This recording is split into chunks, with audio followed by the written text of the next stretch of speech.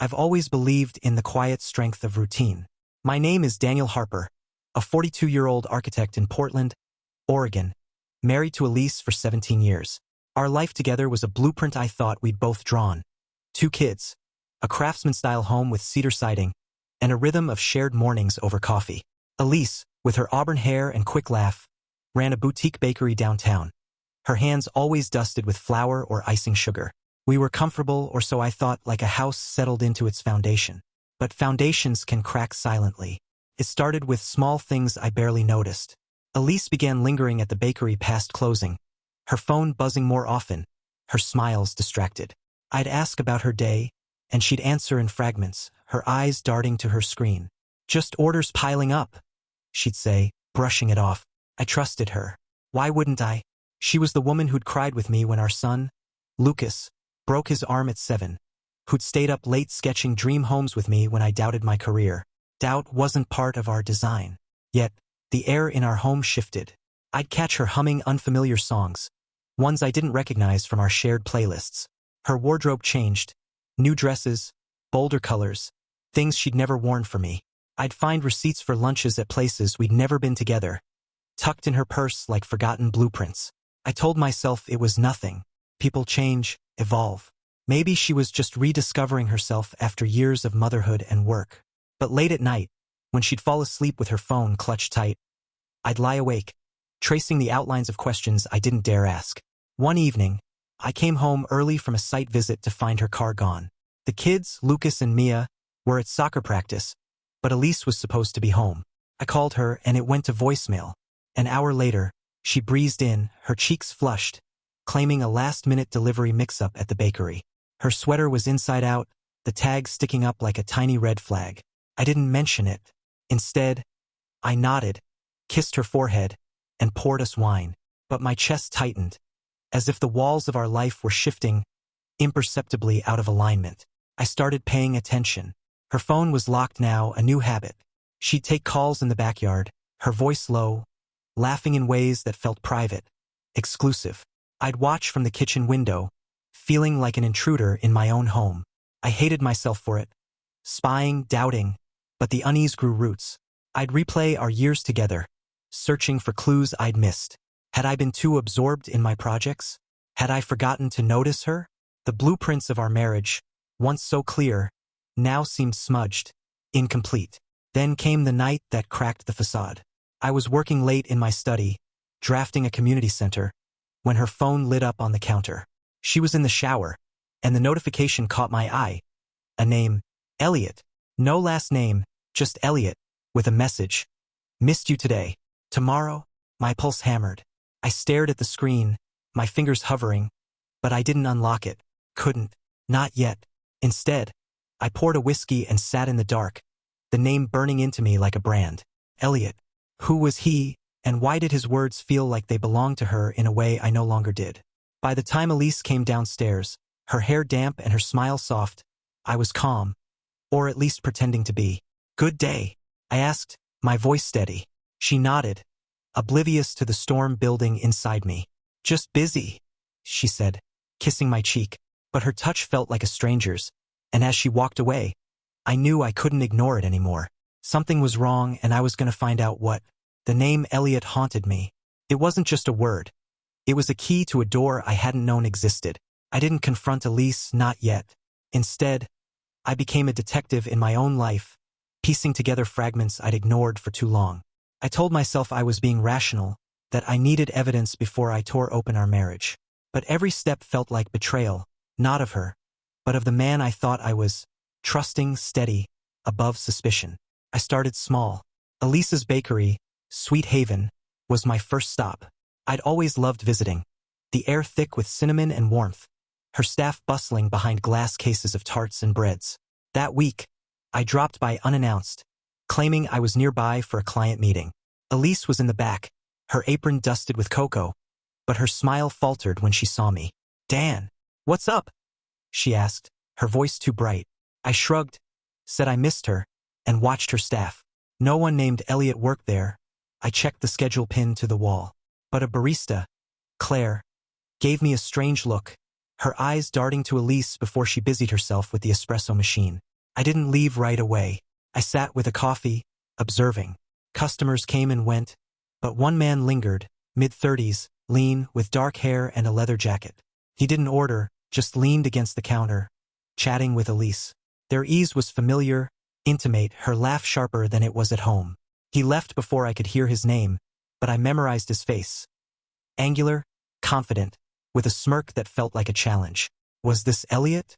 I didn't know, but my gut twisted as I drove home. The image of them burned into me.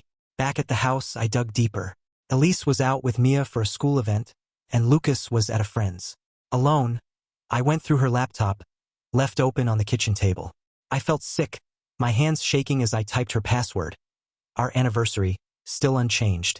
Her email was clean, mostly work and kid-related. But her browser history wasn't. She'd cleared most of it, but one tab lingered. A local art gallery's website, an exhibit opening from 2 weeks ago. We hadn't gone together. I clicked through and found a guest list. There it was, Elliot Vance listed as a sponsor. My throat tightened. A real name, a real person. I Googled him. Elliot Vance, 35, a photographer and gallery owner in Portland. His website showed moody landscapes and portraits. His bio touting, capturing raw human connection. His Instagram was public. Images of galleries, coffee shops, and him, always him, with that same leather jacket and smirk. One photo stopped me cold. A candid of Elise, laughing at a table, her hair catching the light. The caption read, "Moments that breathe," posted 3 days ago. My wife in his world, glowing in a way she hadn't for me in months. I didn't stop there. I checked her calendar, synced to our family one but with private entries I'd never noticed. Meeting at odd hours. Errands that didn't align with her routine. One entry for tomorrow, EV, 7 p.m. My mind raced. I cross-referenced it with the gallery's events, nothing scheduled. This wasn't work. This was personal. I closed the laptop, my hands cold, and poured another drink. The house felt too quiet, like it was holding its breath. When Elise came home, I played my part. Dinner, small talk, a hug that felt like a lie. But I watched her closer now, every gesture a clue. She mentioned a new client, some artist type, and my heart sank. Was she testing me, seeing if I'd react? I didn't. Instead, I smiled, nodded, and planned. Tomorrow I'd follow her. I needed to see it for myself, to know if Elliot Vance was the fracture splitting my life apart. As I lay in bed, her breathing soft beside me, I stared at the ceiling, mapping a path through a marriage I no longer recognized. Following Elise felt like stepping into someone else's life. I'd never been the type to snoop or tail anyone. I designed buildings, not schemes. But the name Elliot Vance and that photo of her, radiant in his lens, had lodged in me like a splinter. I needed proof, not just suspicions. So, the next evening, when her calendar read, EV 7 p.m., I made my move. I told her I had a late meeting, kissed her cheek, and left before she did, my stomach churning with guilt and resolve. I parked 2 blocks from the bakery, my truck blending into the evening bustle of Portland streets. At 6:45, her car pulled out, a silver hatchback I'd helped her pick 5 years ago.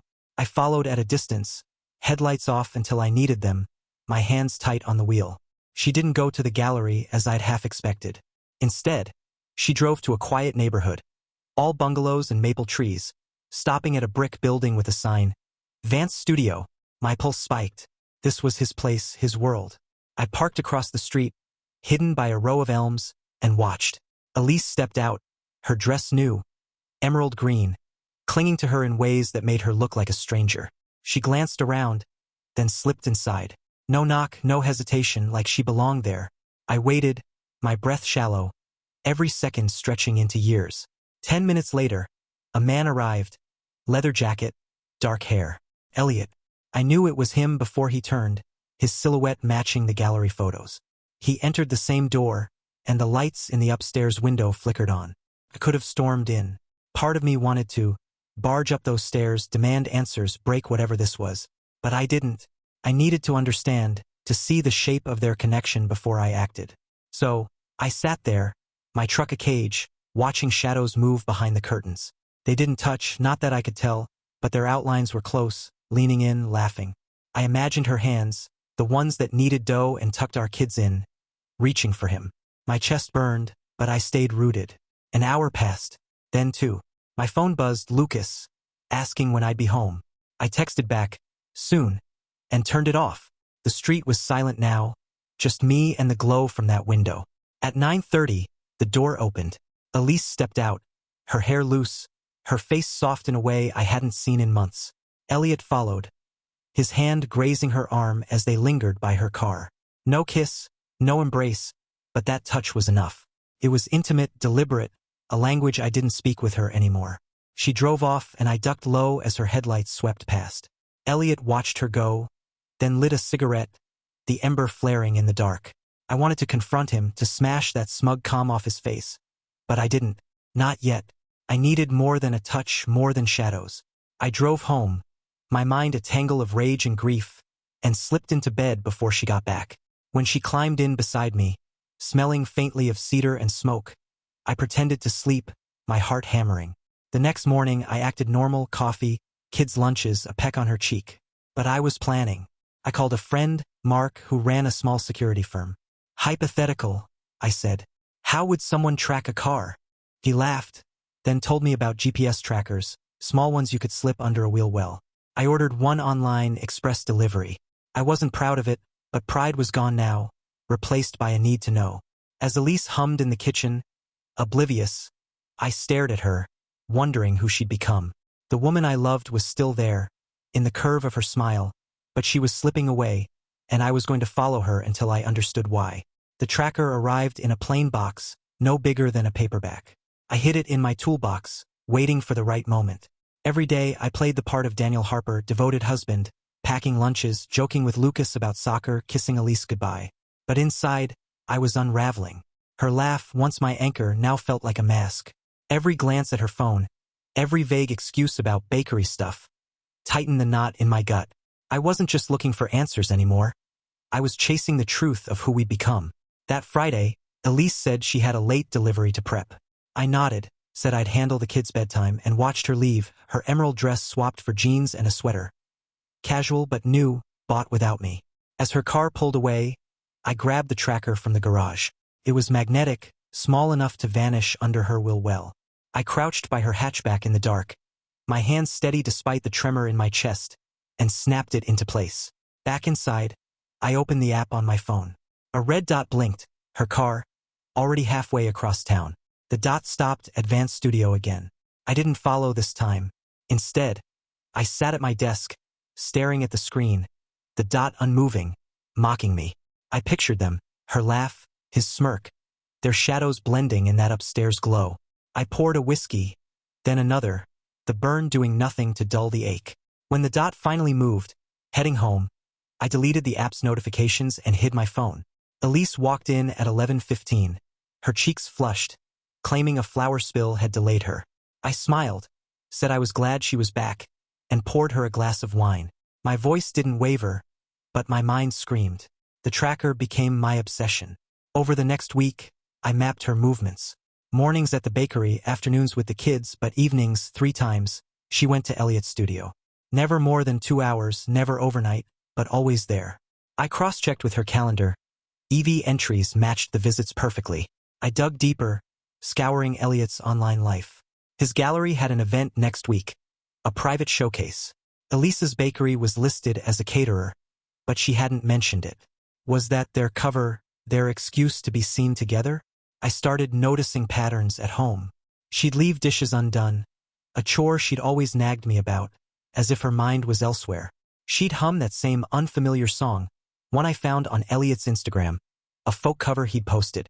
Her touch felt perfunctory, her kisses quick, like checking a box. I tested her once, mentioning a gallery I'd heard about.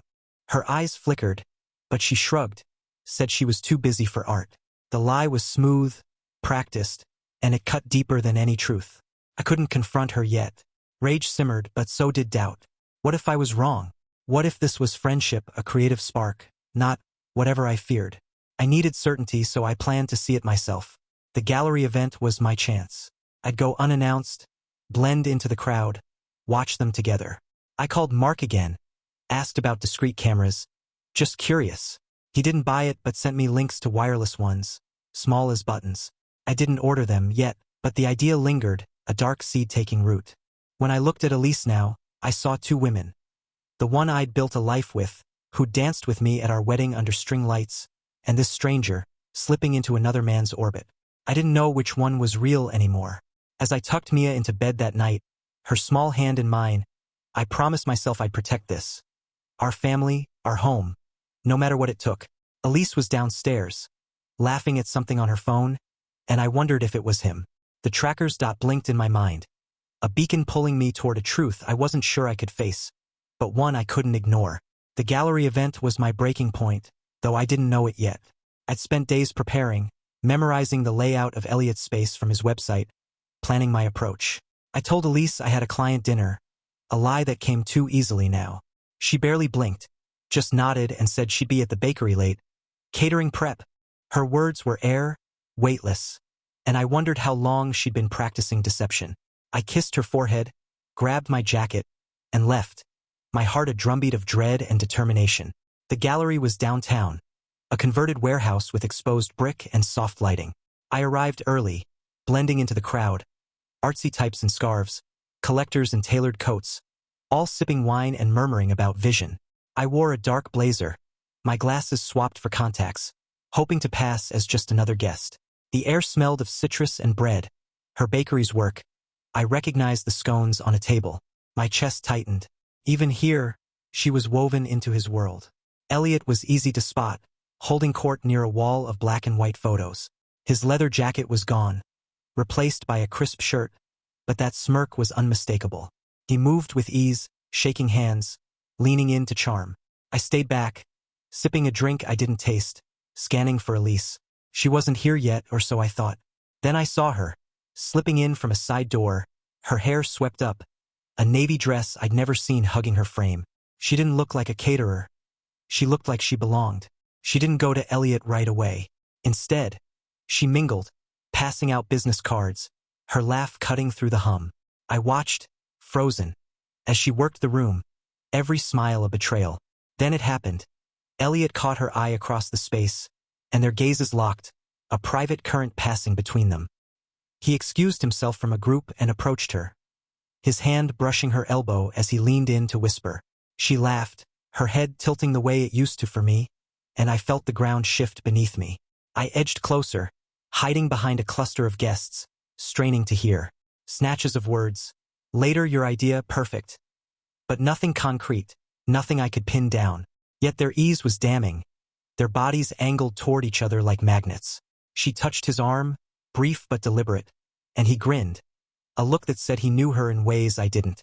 My vision narrowed, the crowd fading to noise. This wasn't friendship.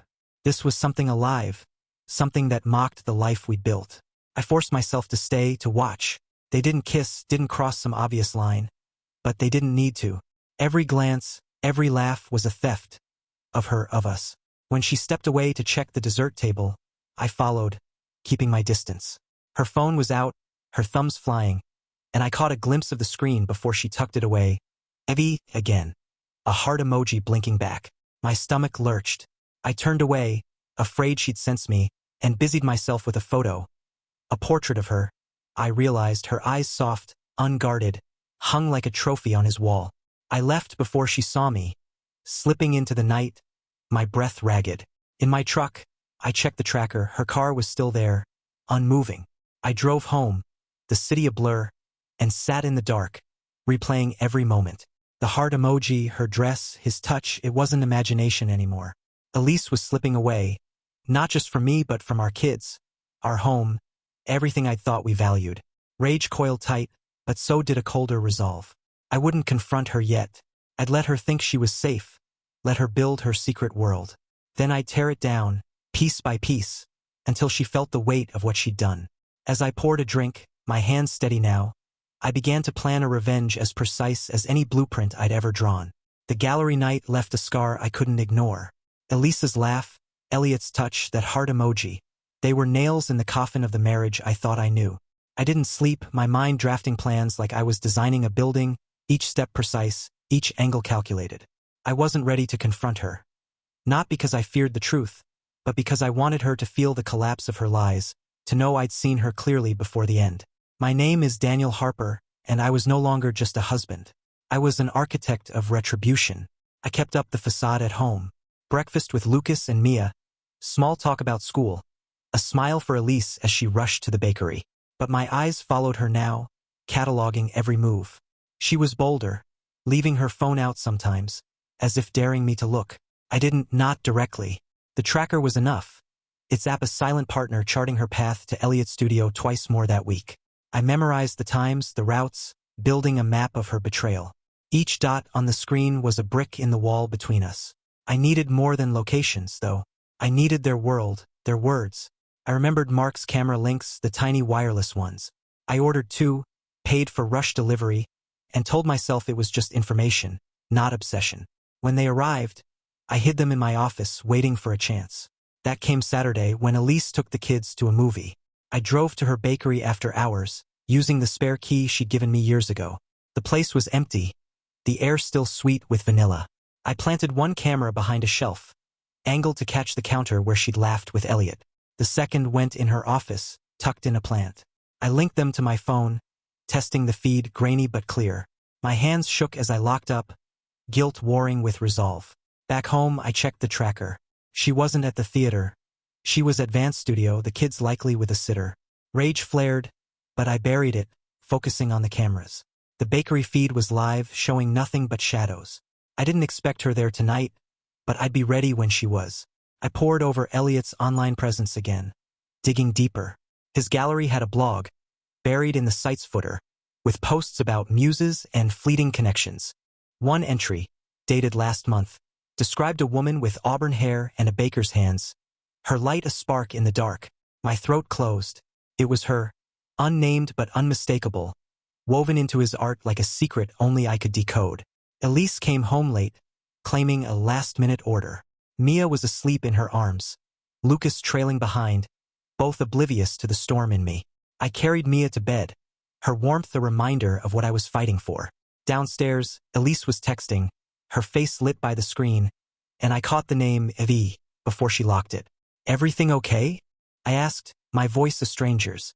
She nodded, too quick, and kissed my cheek. Her lips were cold, and I wondered how long they'd tasted of lies. I lay awake that night, the camera feeds open on my phone, muted but watching. The bakery was still, but my mind wasn't. I imagined confronting her, shattering her calm with proof. The tracker, the photos, his blog.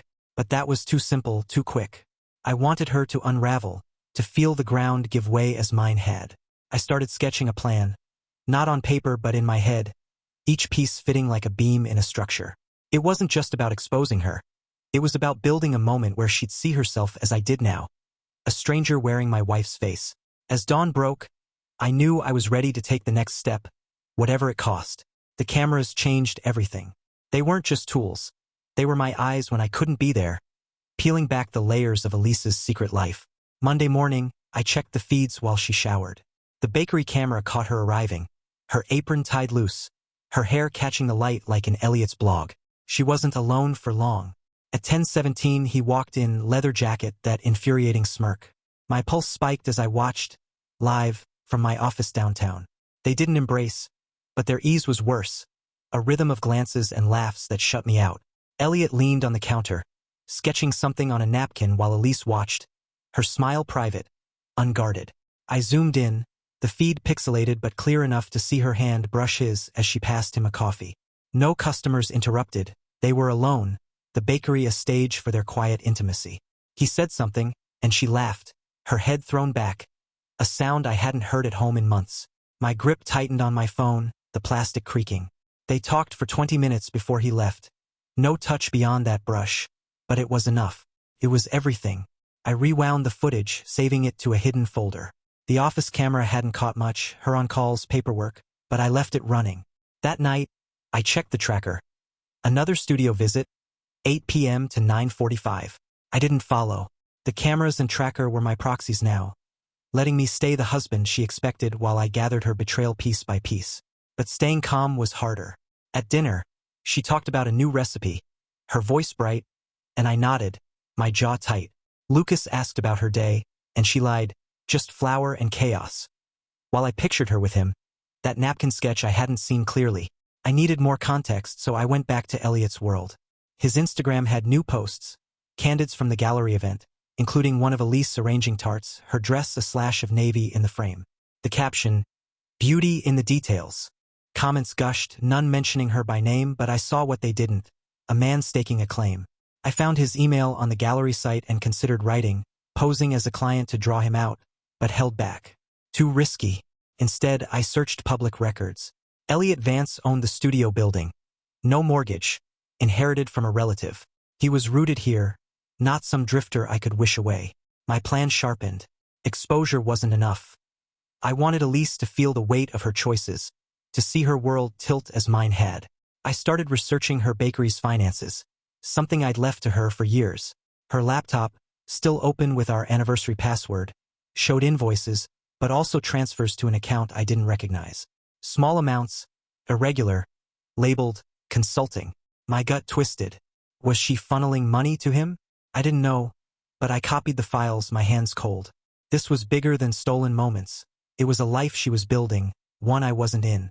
When she came to bed, I watched her in the dark, her breathing soft, her phone glowing briefly as she checked it.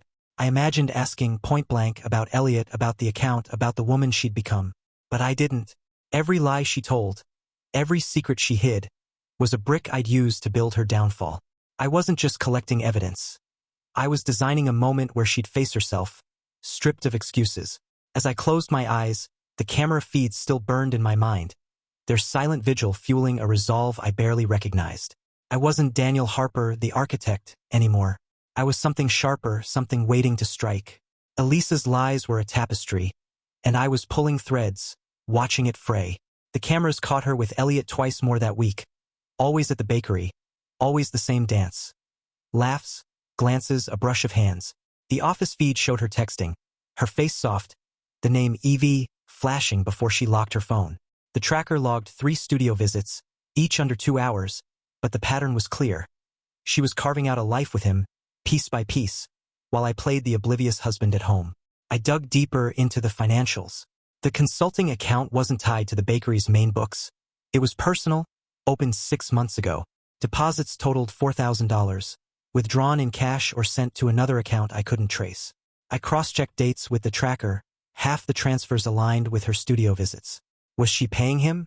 Funding something?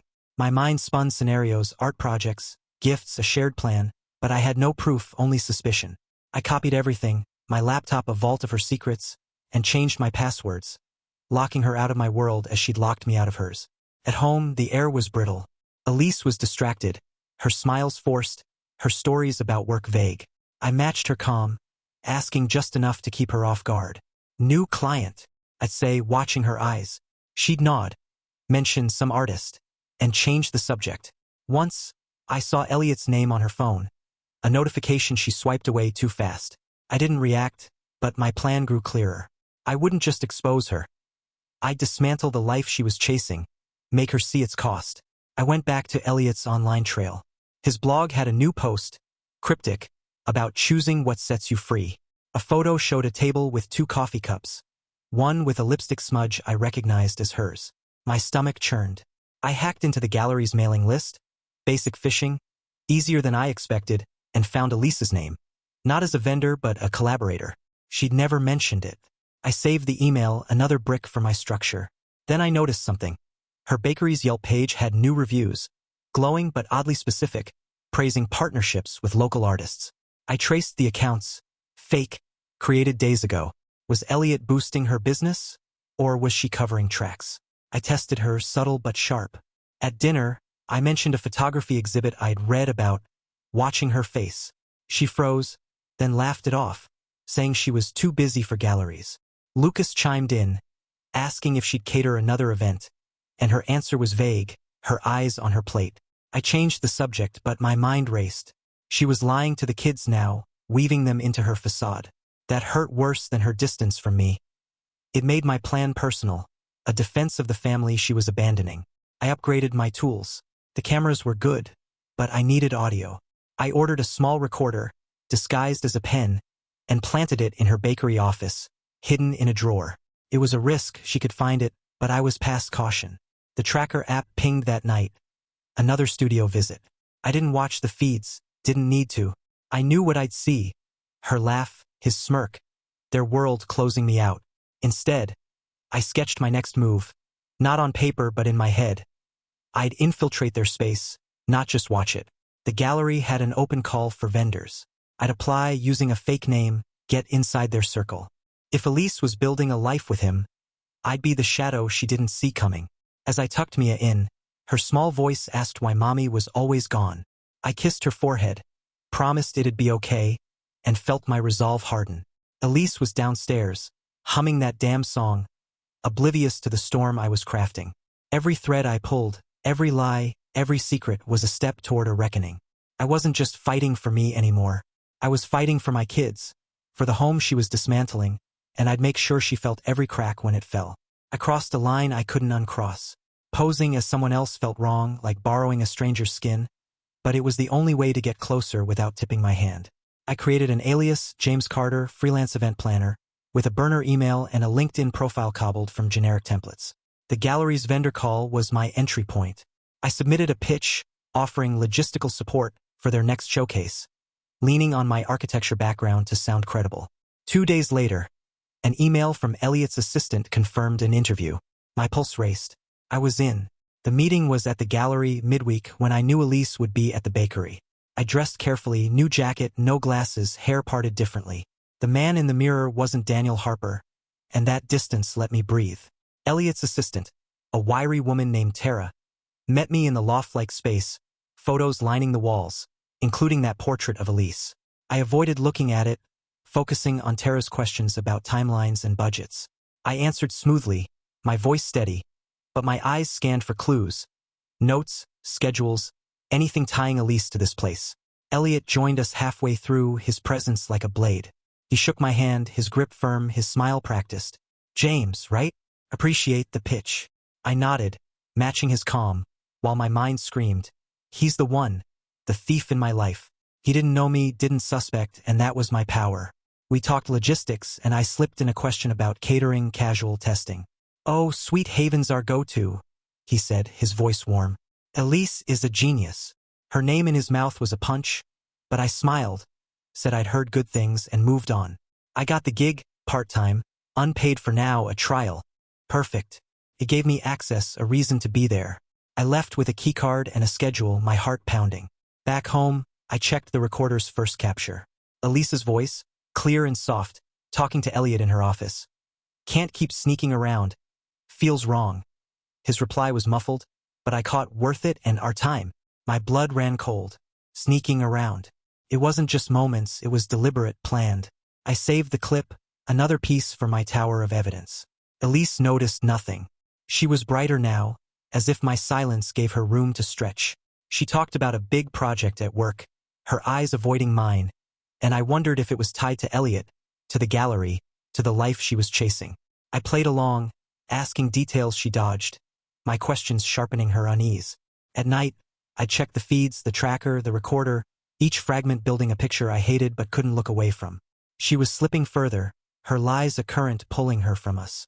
My vendor role started small emails, calls, setting up for a minor event. I saw Elise there once, dropping off pastries, her smile faltering when she spotted me. I waved, playing James, saying I was new. She nodded, confused, and left quickly. Elliot didn't blink, just clapped my shoulder, called me solid. I hated his touch, his ease, but I leaned into it, gathering scraps. His habits, his meetings, his late-night studio hours. I overheard him mention a special project. With Elise, something personal. My gut twisted. Was this the money, the consulting account? I didn't know, but I'd find out. As I drove home, the city blurring past, I felt the weight of my double life. Daniel Harper was fading, replaced by a man who lied as easily as his wife. But I wasn't like her. My deception had purpose, a foundation in loyalty to my kids, to the home she was breaking. The recorder hummed in my pocket, the tracker's dot blinked on my phone, and I knew the next step was coming. I'd get inside their project, their world, and when I did, I'd light the match to burn it down. The gallery became my second skin, a place where James Carter thrived while Daniel Harper simmered. I was there 3 nights a week, arranging chairs, updating guest lists, always watching. Elise appeared twice, each time with trays of pastries, each time avoiding my eyes. I kept my distance, playing the helpful vendor, but I studied her. Her quick glances at Elliot, her laugh sharper when he was near. He called her Lise once, a nickname I'd never used, and it landed like a blade. They were building something, not just moments but a shared language, and I was the ghost they didn't see. The recorder caught more. In her office, Elise's voice, tense. Daniel's been quiet. I don't know. Elliot, soothing. He's busy, Lise. We're careful. Careful. The word burned.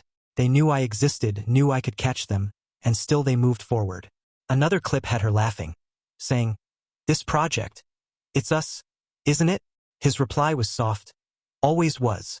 I played it over and over, my jaw tight, until the words lost shape. Project. The money, the studio visits, the gallery, was it all one thing, a dream they were funding together? I dug into the consulting account again. A new transfer, $1,500, sent to a gallery-linked PayPal.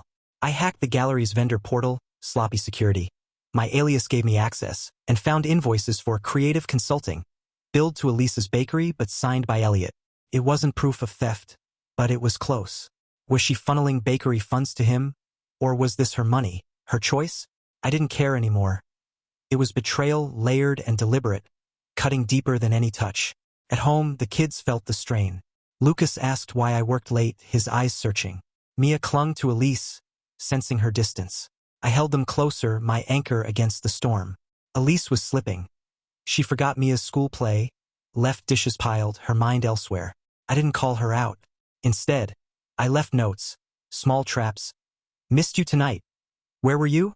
She'd blush, mumble about deliveries, and change the subject. I watched her squirm, my silence a weapon sharpening itself. My plan crystallized. Exposure was too blunt. I wanted precision, a collapse they'd feel for years. I started drafting emails, not to send but to perfect, using my James Carter alias. One to the gallery board, hinting at financial irregularities, tied to Elliot and a vendor. Another to Elise's biggest clients, anonymous, questioning her bakery's ties to personal projects. I didn't send them, not yet. I needed the projects shape their endgame. The gallery's next event, a private reveal, was my deadline. Elise was catering, Elliot was hosting, and I'd be there, James Carter with a keycard and a purpose. I tested Elliot, too. As James, I asked about the reveal, casual probing. He grinned, said it was something special, a collaboration. His eyes lit up, and I saw her in them, her laugh, her glow. I nodded, said it sounded big, and filed it away. That night, the tracker showed her at the studio, longer than usual, 3 hours. The recorder caught nothing new, but the cameras did. Her at the bakery counter, alone, staring at a photo on her phone, her face soft, then guilty. I zoomed in, my breath catching. It was them, a selfie, his arm around her, her smile a stranger's. I didn't sleep. I sat in my office, the feeds open, the emails drafted, the trackers dot still. My revenge wasn't just for me. It was for Lucas, for Mia, for the man I'd been before she broke us. I'd let her think she was safe, let her build her dream with him. Then I'd unravel it, thread by thread, until she stood in the wreckage, seeing what she'd lost. As dawn broke, I closed my laptop, my hands steady, and prepared for the reveal. Not theirs, but mine, the moment I'd tear their world apart. The gallery's private reveal was 5 days away, and I felt like a man wiring a bomb. Every moment at home, every smile I forced for Elise, was a countdown.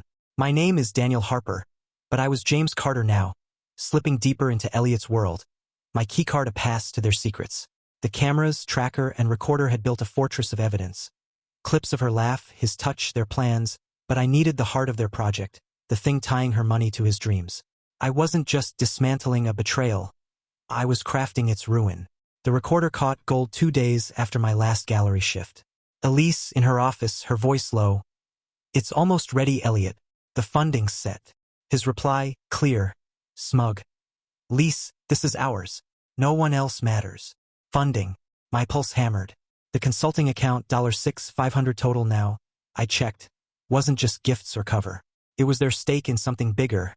Something they'd hidden from me, from the kids, from the life we'd built. I saved the clip, my hands steady, and replayed it until their voices were a hum in my skull. I hacked deeper into the gallery's portal using James Carter's access. Buried in a folder labeled Reveal, I found it. A contract for a pop-up exhibit, Moments Unbound, co-created by Elliot Vance and Elise Harper. Her name, not her bakery, signed as a partner. The budget listed her contributions, $7,000, funneled through consulting. For a traveling show, their vision of connection. My stomach churned. This wasn't just an affair of hearts. It was a theft of our future, her pouring our stability into his art, into them. At home, Elise was a ghost. She forgot Lucas's game, left me as homework unchecked, her mind on her project, her lies. I watched her text, her face glowing, and knew it was him. I didn't ask. I planted seeds. Bakery doing okay? I'd say casual. She'd nod. Too quick, muttering about new clients. I'd smile, my silence a blade, and check the tracker. Another studio visit, 2 hours, her car a red dot mocking me. The cameras showed her at the bakery, sketching with Elliot, their heads close, her hands alive in a way they hadn't been for me in years. I finalized my plan, each step a beam in a collapsing structure. The emails I drafted, anonymous, sharp, were ready. One to the gallery board, alleging fraud. One to her clients, hinting at mismanagement. One to a local arts blog, questioning Elliot's ethics. But those were sparks. The fire was personal. I'd attend the reveal as James, watch their triumph, then detonate their world. Not with shouts but with precision, exposing their lies to everyone who mattered. I'd make her see the cost, make him lose his stage, make them both choke on their moments. The kids grounded me. Mia's drawings, Lucas's questions, they were why I didn't snap. I tucked them in each night, promising silently to shield them. Elise didn't notice my distance, too wrapped in her plans. She hummed that song, wore new earrings I hadn't bought, and left her phone out once. A message from Evie. Can't wait for Friday. I didn't touch it. I didn't need to. The reveal was my stage now, and I'd rewrite their script. As the day neared, I prepared. I printed screenshots, her contract, their texts, the account transfers, stored in a folder my blueprint of truth. I tested the camera feeds, saved every clip, and synced the recorder's final haul. James Carter's email got a confirmation. I'd handle setup at the reveal, giving me access to every corner. I looked at Elise across the dinner table, her eyes elsewhere, and felt the man I'd been fade. I wasn't just Daniel anymore. I was the architect of their end, and I was ready to build it. Friday came like a storm I'd summoned. The gallery buzzed with anticipation. String lights casting a glow over polished floors, photos hung like trophies. I was James Carter, clipboard in hand, directing caterers, ironic, since Elise's bakery supplied half the spread. She was already there when I arrived, in a crimson dress, her hair loose, moving through the crowd like she owned it. Elliot was at her side, his shirt crisp, his smile a blade. I stayed in the shadows, my heart a drum, watching their ease, their triumph, knowing I'd end it. Setup gave me cover. I moved tables, checked lists, my eyes on them. Elise laughed too loud, her hand grazing his arm, their glances a private code. Guests arrived, collectors, critics, locals, murmuring about Moments Unbound. I overheard snippets, bold collaboration, fresh voice. They meant her, my wife, woven into his art, her money, her time, her betrayal framed for all to see. A wall display caught my eye, a photo of her hands, kneading dough, captioned creation's pulse. My throat tightened. It was intimate, invasive, a piece of her stolen from me. I slipped backstage, where their project's centerpiece waited. A slideshow, looping on a projector, images of them. Her at the bakery, him in the studio, their lives braided in candid shots. The final slide was a letter, their manifesto, signed by both, promising to capture truth together. I stared, my breath shallow, as their words mocked my life. This was their dream, funded by her lies, built on my blindness. I plugged in a USB, my own edition, and walked away, my hands steady. Elise didn't see me, didn't know James Carter was Daniel Harper, her husband, her judge. I mingled, playing my role, catching her eye once. She frowned, unsure, then smiled, dismissing me. Elliot clapped my shoulder, called me a lifesaver. Oblivious to the ruin I carried. The event began, lights dimming, their voices rising. He spoke first, all charm, introducing their vision. She followed, her voice clear, thanking partners without naming me, without naming our kids. I stood at the back, my folder of screenshots heavy in my jacket, my USB a silent fuse. The slideshow started, her hands, his lens, their world. Guests clapped, enthralled. I waited, my pulse steady now, as it neared my edition. The screen flickered, and there it was. Not their photos, but mine. Bank transfers, her signature on their contract, texts from Evie, "Lise, you're my spark." Projected for all. The room stilled, gasps rippling. Elise froze, her face pale, as Elliot's smile cracked. I stepped forward, no longer James, my voice cutting through. "I'm Daniel Harper. This is my wife's project, too, funded by our family, hidden from us." She stared, her eyes wide, as murmurs grew. I held up the folder, tossing copies to the crowd, her lies in black and white. "Ask her," I said, pointing. "Ask him." Elliot stammered. Guests whispering, critics scribbling. Elisa's mouth moved. No sound. Her crimson dress a-wound against the chaos. I didn't wait for her defense. I walked out, the night air sharp, my plan ignited. The emails would hit inboxes at midnight. Board, clients, blogs. Each one a spark to burn their world further. I drove home, the tracker silent, her car still at the gallery. Lucas and Mia were with my sister, safe. I sat in the dark, the house too quiet, and felt no victory, only weight. I'd exposed her, stripped her bare, but the cost was mine too. Our family fractured, our trust ash. I poured a whiskey, the folder open, her face in those photos haunting me. She'd feel it now, the ruin of her choices, but so would I. The reveal wasn't theirs anymore. It was mine, and it was just the beginning. The emails went out at midnight, each one a dart finding its mark. By morning, my phone buzzed with notifications, gallery board replies, a client's concerned message, a blog post draft titled, "Scandal at Vance Studio?" I didn't read them. I didn't need to. The fire was lit, and Elisa's world, her bakery, her project, her lies was catching. I sat at the kitchen table, coffee cold, staring at the chair where she'd laughed, planned, betrayed. She hadn't come home last night, and I hadn't called. Lucas and Mia were still with my sister, their questions piling up. I told them Mom was busy, a half-truth that burned. I checked the tracker once, her car at the studio, unmoving since the reveal. Was she with him, picking up pieces? I didn't care. My focus was the next phase, ensuring she felt the depth of her collapse. I'd frozen our joint accounts, not to starve her but to slow her, to make every step a reminder of what she'd risked. Her bakery's Yelp page already had a new review. Anonymous, mine, hinting at mismanagement. Cruel, yes, but she'd drawn first blood. My sister, Claire, called, her voice tight. "Dan, what happened?" Elise called me, crying. I didn't explain, just said it was complicated. Asked her to keep the kids another day. Claire pushed, but I hung up, my chest heavy. I wasn't ready to voice it, to make it real for anyone else. Instead, I checked the cameras, a habit now. The bakery feed was dark. She hadn't opened today. The office recorder had one new clip, from yesterday, before the reveal. Her voice, soft, to Elliot. If he knew, it'd break him. Too late, I thought. I was already broken, and now I was rebuilding, sharper, colder. Elise texted once at noon. "Dan, we need to talk." "I'm sorry."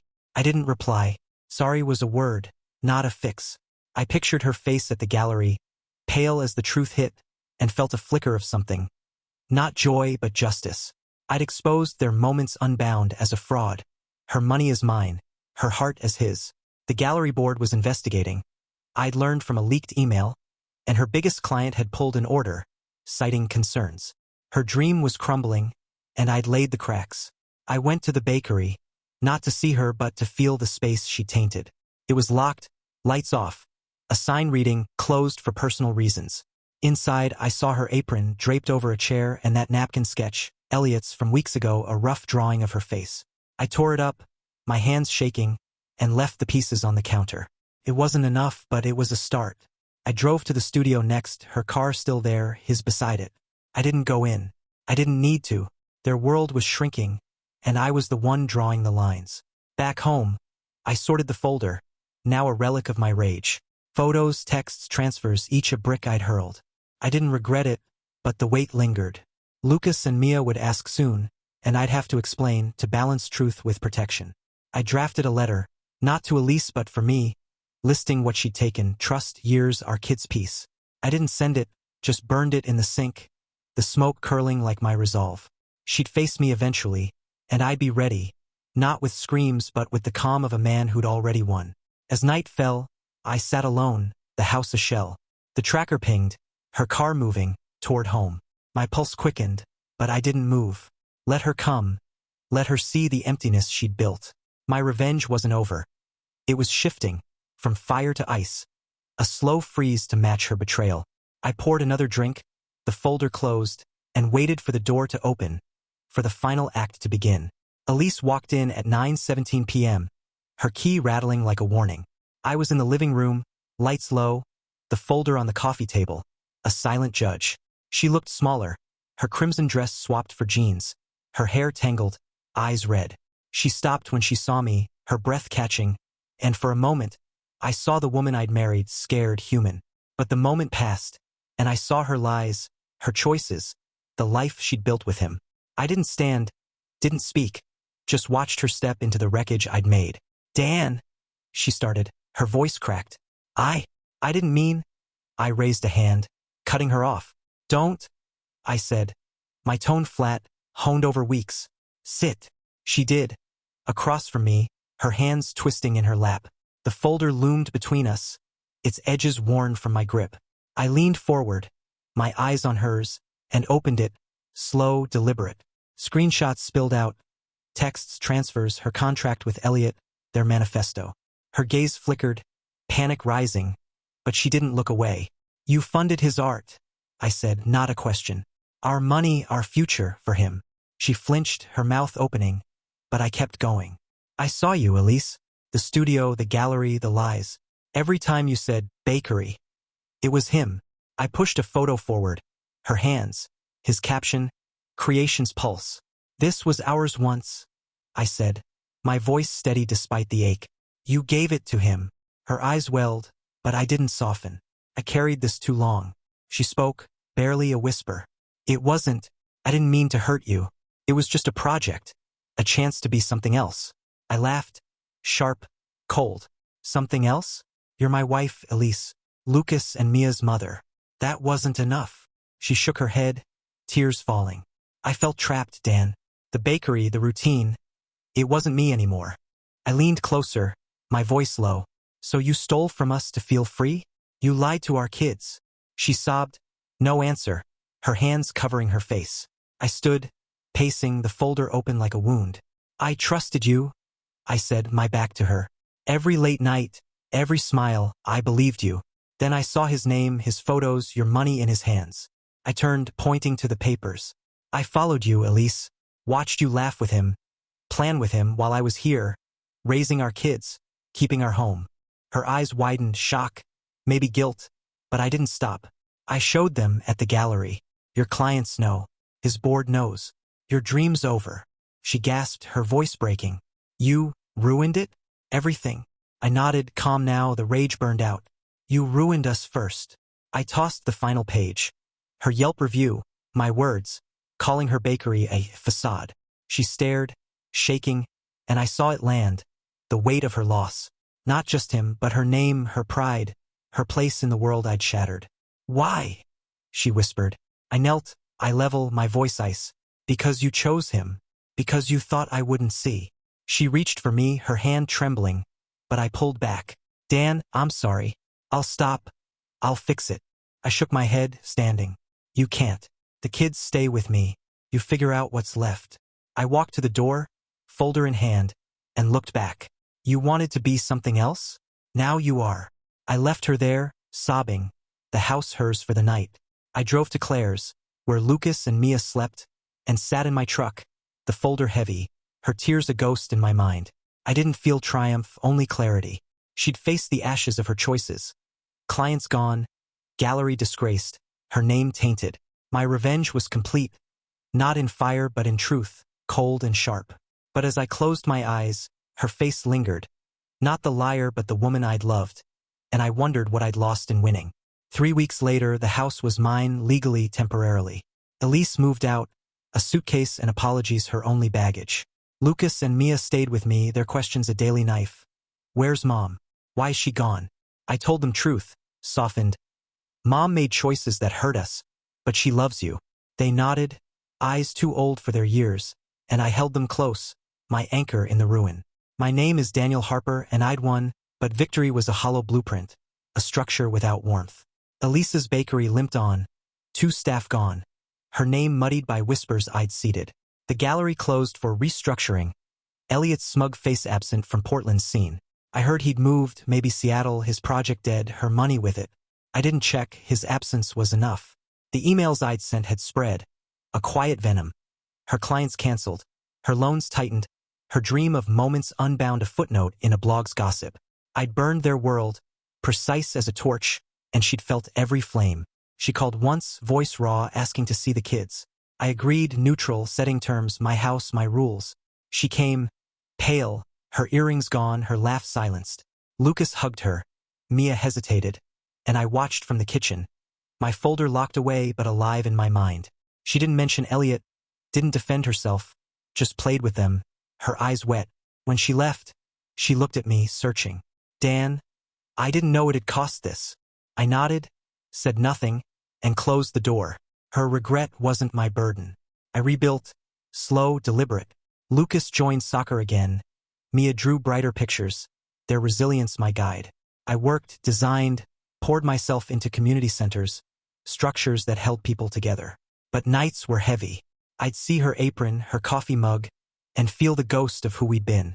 The tracker was gone, cameras off, recorder silent, my tools of revenge retired. Yet her betrayal lingered, not in rage but in questions. When had she stopped seeing me? Could I have stopped her? Claire asked once, over dinner, if I'd forgive her. I shrugged, said it wasn't about forgiveness but survival. Elise had chosen a stranger, a dream, over us, and I'd chosen to protect what remained. The kids laughed nearby, and I knew I'd done right, cruel or not. Her ruin wasn't my joy, it was necessity, a line drawn to keep my family whole. Still, I wondered what she saw now, alone, her spark extinguished. I ran into her bakery's old barista, Claire, downtown. She said Elise was selling, moving, maybe out of state. She's quiet now, Claire said, pity in her eyes. I nodded, thanked her, and walked away. The news a weight I didn't expect. Selling meant surrender. Her world collapsed as I'd planned. But it also meant she was leaving, taking her shadow from our lives. I didn't celebrate, just drove home, the city blurring past, my hands steady on the wheel. Months later, Mia showed me a letter, slipped under her pillow. Elisa's handwriting, promising love, promising visits. I read it, my throat tight, and tucked it away. She could write, could call, but the kids were mine, their trust rebuilt in my care. I looked at their faces, asleep, and felt the cost of my revenge. Not in her pain, but in theirs, in mine. I'd torn her down, made her feel the betrayal's depth. And it was right, it was just. But as I closed their door, the house too quiet, I knew I'd carry her ghost forever, not as love but as proof. I'd built a family, and when she broke it, I'd broken her back, cruelly, completely, for us. I stood in my study, the folder shredded now, its ashes long gone. Outside, Portland hummed, indifferent. I wasn't Daniel Harper, the betrayed, anymore. I was Daniel, father, architect, survivor, walking through ashes to a life I design alone. And that was enough.